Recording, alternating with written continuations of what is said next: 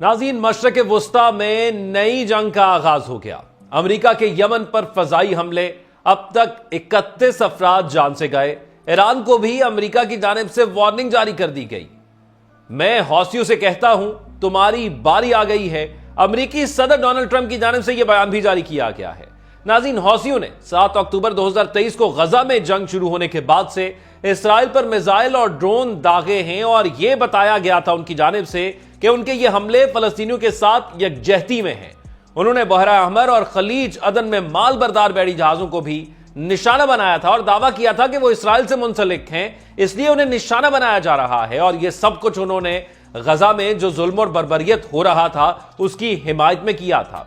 नाज़रीन, ये हमले अब ऐसे वक्त में हुए जब अमेरिका ईरान पर दबाव बढ़ा रहा है कि उसे जौहरी मुज़ाकरात पर मजबूर करना चाहता है, लेकिन ईरान ने मुज़ाकरात से इनकार कर दिया। आपको याद होगा 2 से 3 दिन पहले डोनाल्ड ट्रंप ने खत ईरान को लिखा था जो कि यूए की मदद से ईरान को पहुंचाया गया। और साथ वज़ीर आज़म पाकिस्तान एपीसी बुलाने का इंदिया भी दे चुके हैं। इतने पोलराइज्ड एनवायरनमेंट के अंदर जहां सियासत में लोग एक दूसरे के लिए जगह बनाना इस वक्त मुश्किल समझ रहे हैं, क्या एक एपीसी में मिलकर बैठना मुमकिन है या नहीं? प्रोग्राम के पहले से इस पर बात करेंगे। मौलाना साहब, क्या पीटीआई के साथ इत्तेहाद का इशारा दे रहे हैं? कल सहाफियों से उन्होंने गुफ्तगू की, यहाँ पे कुछ ऑफ द रिकॉर्ड थी, कुछ ऑन द रिकॉर्ड थी। तहरीक इंसाफ के साथ मिलकर चलने के हवाले से क्या कहा मौलाना ने, कुछ शेयर करेंगे आपके साथ और इस पे बात भी करेंगे। इसके अलावा सोलर पैनल की पॉलिसी है, कभी हौसला अफजाई करती है, कभी हौसला शिकनी करती है ये हुकूमत। इंतहाई कंफ्यूज्ड पावर पॉलिसी इस वक्त इस गवर्नमेंट की हमें नजर आ रही है। फजा में बेयकीनी की घंटी बज चुकी है, ताकत के तवाजुन में लर्जा तारी है और वॉशिंगटन के ऐवानों में बेचैनी की सरगोशियां सुनाई दे रही हैं। ईरान ने एक बार फिर अपना फैसला सुना दिया है, न दबाव कबूल होगा न धमकियों का खौफ रहेगा। चीन और रूस की हिमायत के साथ तेहरान की ललकार अब पहले से ज्यादा गूंजदार हो चुकी है और अमेरिका समेत उसके हवारियों पर एक हैबत तारी है। अब फैसले की घड़ी करीब है। ताकत के वो मराकज जो ईरान को झुकाने आए थे खुद बेबसी की तस्वीर बन चुके हैं। आप सब पर सलामती हो, मैं यासिर रशीद हूं और आप देख रहे हैं 92 डिजिटल। नाज़रीन, एक इजलास चीन के दारुल हुकूमत बीजिंग में हुआ, जहां चीन, रूस और ईरान के आला सिफारतकारों ने ईरान के जौहरी प्रोग्राम और बैनुल-अक़वामी मसाइल पर तबादला ख्याल किया। मुश्तरका बयान में ईरान पर आयद गैर कानूनी यकतरफा पाबंदियों को खत्म करने की जरूरत पर जोर दिया गया और तेहरान के जौहरी तवानाई के पुरअमन इस्तेमाल के हक की हिमायत की गई। ये इजलास ऐसे वक्त में मुनक्किद हुआ है जब अमेरिकी सदर डोनाल्ड ट्रंप ने ईरान को मुज़ाकरात की दावत देते हुए साथ ही अस्करी कार्रवाई की धमकी भी दी है। चीन, रूस और ईरान ने तमाम फरीकैन को जोर दिया है कि वो कशीदगी की जड़ पर तवज्जो मरकूज करें, बजाय इसके कि पाबंदियों।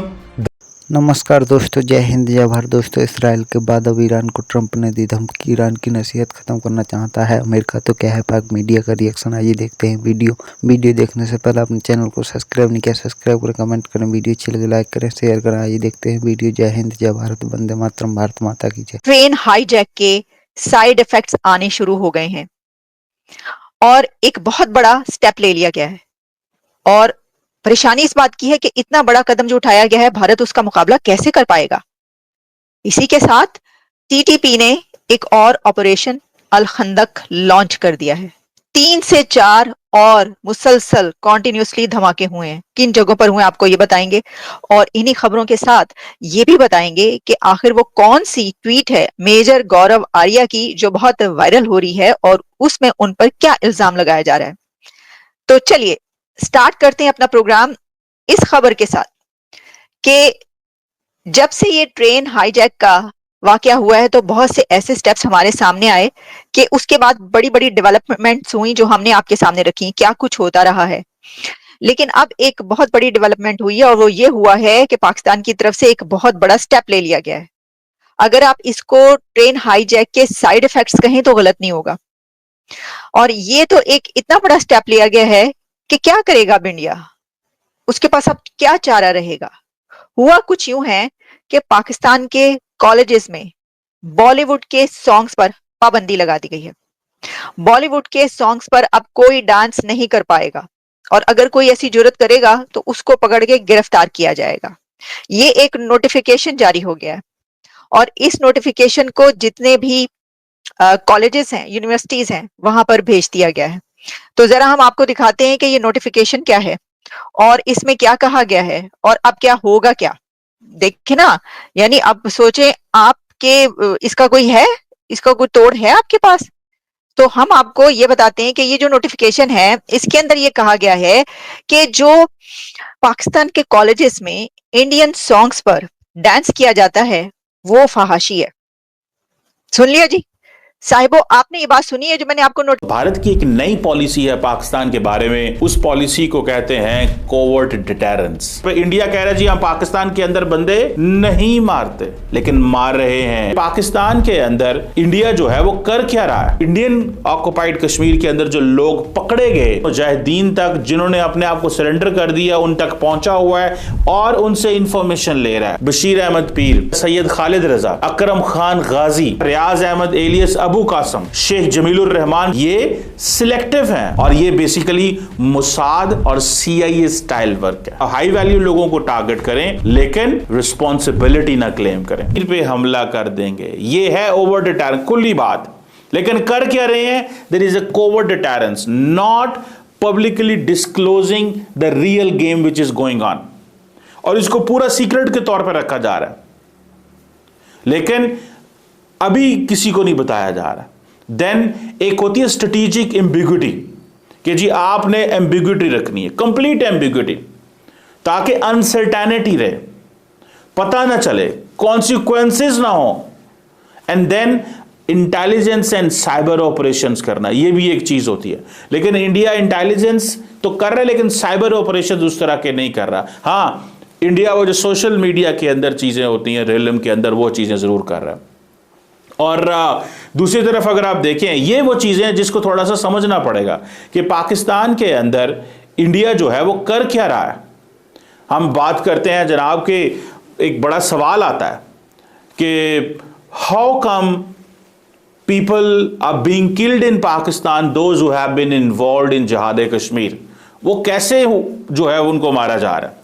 और ये बहुत सारे ऐसे हुआ है, आपका ताल्लुक लश्कर तैयबा से हो, हिजबुल मुजाहिदीन से हो, अल बदर से हो, जैश मोहम्मद से हो, लेकिन इन तमाम के लोगों को, इसका मतलब यह है कि इंडिया के पास तमाम डेटाबेस मौजूद है। India has the database. India ने जो इंडियन ऑक्युपाइड कश्मीर के अंदर जो लोग पकड़े गए, या उनसे इंफॉर्मेशन ले रहा है, या इंडिया के पास अपना डाटा है, या इंडिया मुजाहिदीन तक जिन्होंने अपने आप को सरेंडर कर दिया उन तक पहुंचा हुआ है और उनसे इंफॉर्मेशन ले रहा है। ये हो क्या रहा है? ट्रंप करने की कोशिश क्या कर रहा है? इसमें जो प्लेयर्स हैं, डोनाल्ड ट्रंप है, व्लादिमीर पुतिन है, और वहां पे ज़ेलेंस्की है।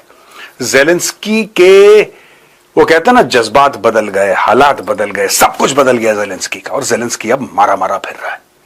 यही बंदा जो सीधे मुंह किसी से बात नहीं करता था, आज की तारीख में ये मारा मारा फिर रहा है हर जगह। इसकी भी स्टोरी में आज पूरी आपको समझाऊंगा। ये पीस डील है क्या, पुतिन क्या चाह रहा है, ट्रंप क्या चाह रहा है, ज़ेलेंस्की क्या चाह रहा है, और इनके चाहने से कुछ फर्क भी पड़ता है। ये सारा का सारा आज हम डिस्कस करेंगे। लेकिन उसके पहले दोस्तों, अगेन हमारी मैगजीन के बारे में मैं आपको बताना चाहूंगा। This is the Chanakya diaries. आप Amazon की लिंक पर जाइए जो कि डिस्क्रिप्शन बॉक्स में है, पिन कमेंट्स में है, लिंक को क्लिक करिए और आज ही ये copy you should buy it.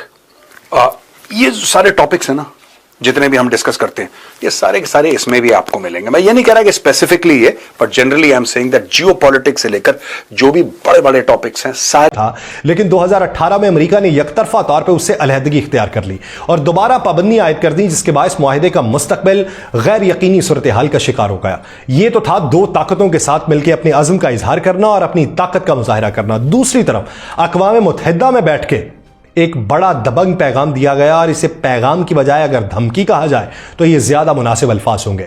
अक़वाम मुत्तहिदा में ईरान के सफ़ीर सईद एरवानी ने अमेरिका पर शदीद तनकीद करते हुए उस इजलास में कहा कि मिस प्रेसिडेंट, सलामती काउंसिल में अदम फैलाओ, नॉन प्रोफेलरेशन और मसला उठाकर इसे सियासी हथियार के तौर पर इस्तेमाल करने की कोशिश की जा रही है।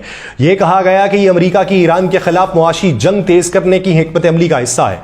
12 मार्च को न्यूयॉर्क में होने वाले सलामती काउंसिल के निजी इजलास में खिताब करते हुए एरवानी ने कहा कि यह इजलास बिला वजह मुदाखलत के मुतरादिफ है, क्योंकि ईरान और बैनुल अक़वामी जौहरी तवानाई एजेंसी के दरमियान ताउन मुस्बत अंदाज में जारी है अपनी तकरीर में वो क्या कहते हैं, पूरा मतन सुनाऊंगा, एक एक लफ्ज के ऊपर ध्यान दें कि क्या पैगाम दिया। अपनी तकरीर में उन्होंने कहा कि यह इजलास दरअसल सियासी मकसद के लिए बुलाया गया और इसका हकीकी मकसद अदम फैलाव पर जायज बहस नहीं है, बल्कि अक़वाम मुत्तहिदा की सलामती काउंसिल को मखसूस एजेंडे के लिए इस्तेमाल करना है, जो एक खतरनाक रिवायत कायम करेगा और काउंसिल की साख को नुकसान पहुंचाएगा।